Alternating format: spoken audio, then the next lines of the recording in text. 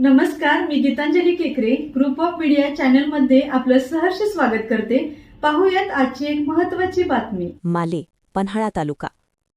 भारतीय जनता पार्टीच्या उमेदवार डॉक्टर स्वाती दीपक पाटील तसेच पंचायत समितीच्या माध्यमातून लोकांची सेवा करण्यासाठी सज्ज असलेल्या भारतीय जनता पार्टीच्या उमेदवार अलका तानाजी पाटील आणि स्वाभिमानी शेतकरी संघटनेचे उमेदवार बाजीराव अशोक पाटील यांना भरघोस मतांनी विजयी करण्याचे आवाहन भारतीय जनता पार्टीच्या महिला प्रदेशाध्यक्षा चित्रा वाघ यांनी केले। माले येथे भारतीय जनता पार्टी व स्वाभिमानी शेतकरी संघटनेच्या उमेदवारांच्या प्रचारार्थ आयोजित जाहीर सभेत त्या बोलत होत्या।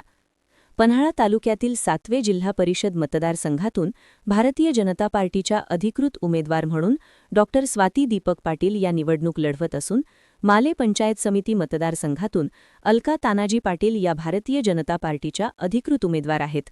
तसेच 7वे पंचायत समिती मतदारसंघातून स्वाभिमानी शेतकरी संघटनेचे बाजीराव अशोक पाटील हे निवडणूक रिंगणात आहेत। या तिन्ही उमेदवारांच्या प्रचारासाठी आयोजित जाहीर सभेत बोलताना चित्रा वाघ यांनी सांगितले की देशाचे नेतृत्व पंतप्रधान नरेंद्र मोदी करत असून त्यांच्या विचारातून व संकल्पनेतून महिलांचा तसेच ग्रामीण भागाचा विकास वेगाने होत आहे। हा विकास अधिक गतीने पुढे नेण्यासाठी या उमेदवारांना विजयी करून देण्याचे आवाहन त्यांनी केले। दरम्यान या सभेत उमेदवार डॉक्टर स्वाती दीपक पाटील यांनी आपल्या मनोगतात उद्योगाच्या माध्यमातून सुमारे 500 लोकांना रोजगार उपलब्ध करून देणारा उद्योग उभारण्याचा मानस व्यक्त केला। माले पंचायत समितीच्या उमेदवार अलका पाटील यांनीही यावेळी आपले मनोगत मांडले।